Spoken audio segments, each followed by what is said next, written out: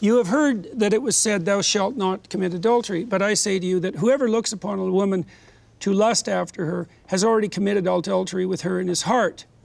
If your right eye causes you to sin, pluck it out and throw it from you. It is better for you to lose one of your members than for your whole body to be thrown into hell. And if your right hand causes you to sin, cut it off and throw it from you, for it is better for you to lose one of your members than for your whole body to go into hell. Okay, so let's take that apart a little bit. Well, you can imagine on your deathbed, you say, well, I've never committed adultery. And a rejoinder to that would be, well, was there anybody other than your wife who actually wanted to sleep with you? Because if the answer to that is no, then your virtue is irrelevant. It's just a matter of happenstance. And then you might say, well, no, but I wanted to sleep with someone else. And let's particularize that want. The want would be, it isn't merely that I found someone else attractive. It's that I knew perfectly well that if that woman had made herself available to me, I would have taken her, right? So that would be the real desire to commit adultery. It's not something trivial like merely finding someone else attractive. It's like, well, the rule here is the mere fact that the woman didn't offer herself to you for that purpose doesn't alleviate you of your moral failing. And that does seem to me to be an exacerbation of the law. And to the degree that the law can be transcended, it is only to be transcended when the spirit that gave rise to the law is making an even more stringent requirement. And that seems, I think that's reasonable. I have never believed that he actually said this, and I have some, and I'll tell you why, and I have proof. So we have Greek scholars here, I am not, but I actually did look up, because you can with the Strong's Concordance. The word that he uses is not lust, it's covet. It's the same, and I know that because it's the same word as the 10th commandment.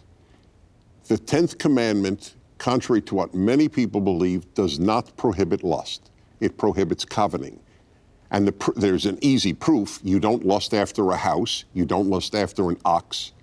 You don't lust after servants necessarily.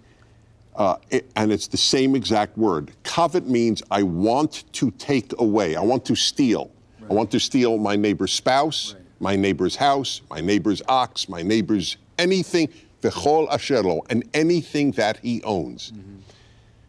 Coveting another woman is bad news. That means I want to take that woman away because, after all, if she's not married, then adultery doesn't apply originally. Yeah. It applies if you're married. But let's say you're single. You're single and you covet a married woman, you have violated that law.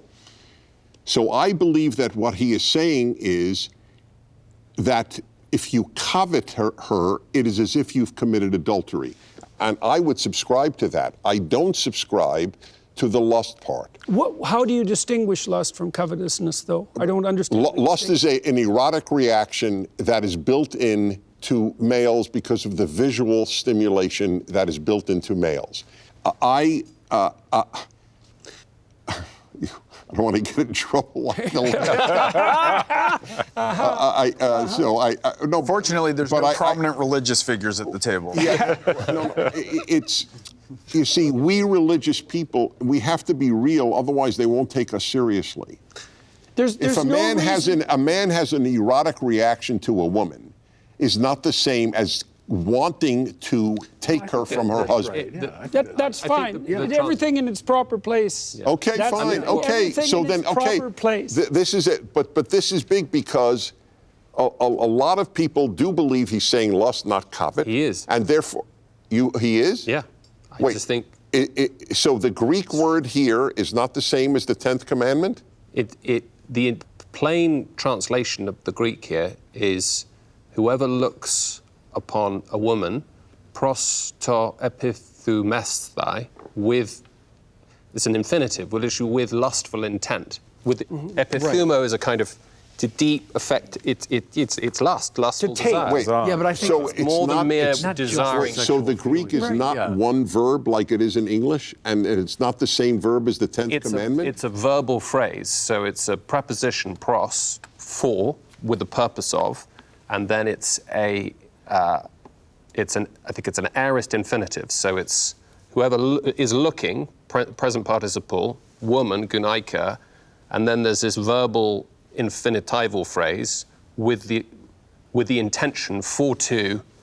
Well, that's desire. coveting. Right. Okay, that's really closer to coveting. Yeah, I think so. It's not merely an erotic reaction. Right. The intent Yeah, is the sure. motive. So I want. That's what I'm. But it's yeah. important for religious people to know this because we sound like we're making a demand upon Yeah, people got it. that is unreal. It's like never Completely. be angry. And it doesn't put Jesus in it. Yes, like Sorry. exactly. It It doesn't is. put Jesus in a good light. Right. Right. It's not this is not prudishness. Sure. Right. Right. Yeah. Right. But can I do think one no. thing? I was agreeing with you. It was that's right. oh, It's slightly thank you. stronger Okay. than covet then. Yeah. Okay, yes. That's right. John, Love Christ is a master at using short, mysterious stories. They change the listener who takes them seriously. The person that you do not think could ever be virtuous, well, let me show you. This is the person who is fulfilling the law and the prophets. I don't believe in that promise. I'll just be honest on this point. Then it hit me. I saw it. This Jew is very frightened of a post-Christian society. Power of love. I don't want to be in a Hallmark card, I tell you. We've got our work cut out for us, gentlemen. I sure hope we're up to the task. Yes. I'm glad we did this. I think Dennis made an excellent point about how people are, the perception about this. I'm not talking about optics, I'm talking about people paying a faithful attention. But I mean, I take it that Jesus is not saying the reverse. Like, he's not getting into the position that Kant gets into, that all that matters ultimately is the good intention, right? Because That all that matters, right? yeah, I that's agree. Kant argues that in some way. I mean, I don't want to do get into think- Kantian arguments, but there's at least people who read Kant that way, and it is a view that people have. Yeah. The key difference would be for Kant, it's reason and reason alone, and reason that can't be contaminated by any desire at all, not even properly ordered, right, good desire, which is Inclination and duty have to be separated have to be out. complete, Yeah. which leads to all kinds of crazy consequences. Whereas this is completely different, although it starts from the heart, not the head. So explain that difference to me just for a minute, because I there's something important there, and there's the idea here, like for Kant, I find it preposterous that, well, if you saved that person because you loved them, then it wasn't a moral action. I find that a preposterous conclusion. Okay, Yeah. and we're in agreement Yeah. on that. Okay, Right. Now you're saying there's something else going on here. It's not just saying right. You're saying, Within the context of, say, moral philosophy, maybe the distinction would be between a cognitivist theory of ethics, which is a Kantian, Kant's would be, and a non-cognitivist theory of ethics, which, say, Hume or Hutchinson would have, where moral judgment comes from what motivates a person, their affections, their passions, and it's not pure. It's not reason. It's not calculation. It's not. Okay, but then that brings up the key thing from the Beatitudes. Blessed are the pure in heart, for they will see God. What is that purity of heart that you're talking about? I think A purity of singleness intent. intention. Purity of Singleness intent. intention. Yeah, that it's your upward thing aim. about you're always aiming. Purity of intent and desire. Wait. Yeah. But I mean, many people have had maniacal singleness of attention, and I wouldn't call them pure of heart. No, but he means Right. God, though. I mean, I Right, think right. implied. No, that's okay. I see what you mean. Well, that's the Tower of Babel problem, right? That's the it- false idol problem. No, it's not. Pure single-mindedness is not. It has to be. Hunger and thirst for righteousness, too. That's what you're hungering. You're thirsting for what God wills. And that's So- the one thing you want above all. That single-minded aim has to be love, right? It has to be something like the wish that all things flourish. It's not any old single-minded aim, although there are intimations in the biblical text, which I hope we get to at some point, that having an aim at all is better than no aim at all, right? Because at least if you have an aim, even if it's off, you're starting to unify. There's some hope for you. But the aim has to be this upward manifestation that's associated with the highest possible form So it's not just emptying aim. sacrifice.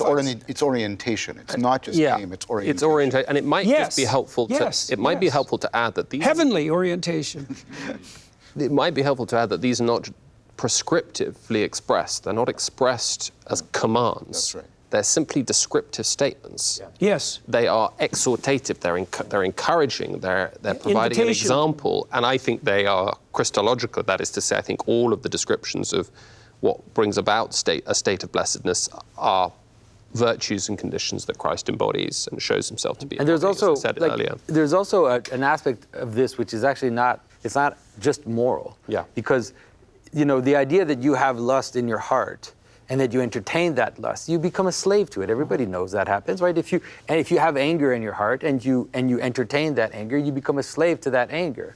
And Christ is saying, and that's why he says, you'll be in danger of hellfire. That's what hell is. Like, hell is becoming a slave of a passion that burns through you. This keeps circling around And so it's around again to, it's love wisely, love wisely, love wisely, love wisely. Yeah, that's right, love that's right. wisely. Yeah, I agree. Logos agape, love wisely, love wisely. And here's the standard to aim at, and this is the promise of. So I have a dissent again, and I feel bad, but it's a loving dissent. I don't know that if you have anger, you become a slave to it necessarily. No, that isn't what Jonathan said. It isn't that. It's the same issue. Anger per se isn't the issue. I mean, I don't imagine Christ was particularly happy when he chased the money changers out of the temple. But Jonathan's point was that if you dwell on it and you let it occupy you single-mindedly, if you let it take over, if you put your anger in the highest place, even for a moment, you become a servant, and then that can become habitual. Okay, when Jesus reacts to Peter, I will say Jesus in the temple. I have greater problems with people who are not angry at evil than I have people who are obsessed with anger at evil. And God says, or at least the psalmist says, those of you who love God must hate evil. It's a command. Yeah. Hebrew has a command form. If you don't hate evil, you don't love God. So But it doesn't say hate evil. It says hate your brother. No. I'm referring to the anger part. Yeah. Yeah, but righteous Hating anger is evil and anger at evil are close to synonymous. Is that fair? Say that again? No. Hating evil and being angry at evil. They're not you don't feel they're synonymous? I think there's more sophisticated approaches to evil than anger. Although I would say anger is better than like a blind and oblivious neutrality. Yes, okay. Right. It may not be the highest. Okay, let's go to this next The problem of the verse. human race is not too much anger at evil. No, Okay, I will say that. It's a passion to set things right, and so it's imitating God. I mean, God's anger. My generation, we were taught nothing but like nice things all the time, and we never talked about God's anger, God's wrath. And as I started reading this book finally, seriously, you can't go for 2 pages, Old Testament or New, without coming across the anger of God. Right. And so, therefore, Or the it can't anger be of a bad Jesus. thing. I mean, it's less frequent maybe, but not in Revelation.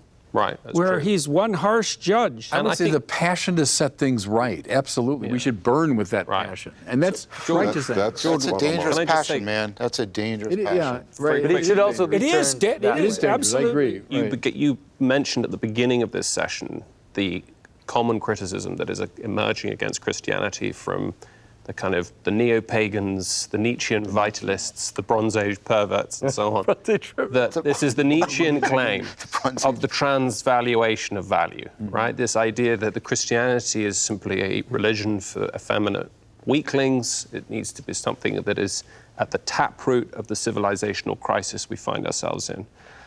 And I think that's partly because we are missing features like that of righteous anger, what Dennis is rightly picking up on, and also, the sheer difficulty of the moral life, and the fierceness of the Christian moral life that Jesus enjoins. But how is that different from the classical idea from Aristotle, right? Aristotle said you have to be, it's not about being angry or not, it's about being angry at the right time for the right reason, to the right degree. As Jesus is when he gets angry with Peter, he says, "Get thee behind me, Satan." As he gets angry in the temple when with the money changers towards the end of the gospel. With the Pharisees. With the Pharisees. So it's ratio again, it's logos again. Yes. The proper proportioning of your anger. Well, and with so Christ is the avatar of fine discrimination. Right, so you'd say... That's a bumper sticker. So you'd say, well, you want to reserve your anger for the situations in which the only possible response is anger. And if you can manage anything other than that, then great for you. Let's go to this first, because it makes this case. That doesn't mean anger is never warranted. And it might mean that when it is appropriate for it to burst forth, it should burst forth as untrammeled as the rest of the lights that you might hide under a bushel.